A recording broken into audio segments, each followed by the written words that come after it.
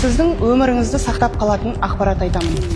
Менің байқағаным, адамдар дәрумендерге ақша таппайды да, темекіге ақша табады, тортқа ақша табады, тіпті алтынға да ақша табады, 10-шы көйлегіне де ақша табады.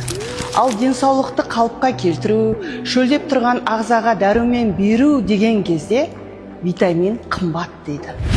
Қымбат ертең саған диагноз қойғанда қымбат. Қымбат ертең пачкілеп дәрі ішкенің қымбат.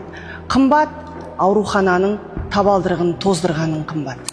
Бұл тек ақша бойынша қымбат емес, қаншама уақыт, қаншама нерв, өмір бойы саған қымбат шығады.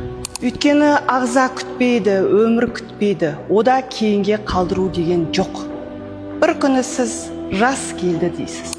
Бұл жас емес, бұл жылдар бойы еш дәруменсіз, кока-кола мен пирожкимен өмір сүрген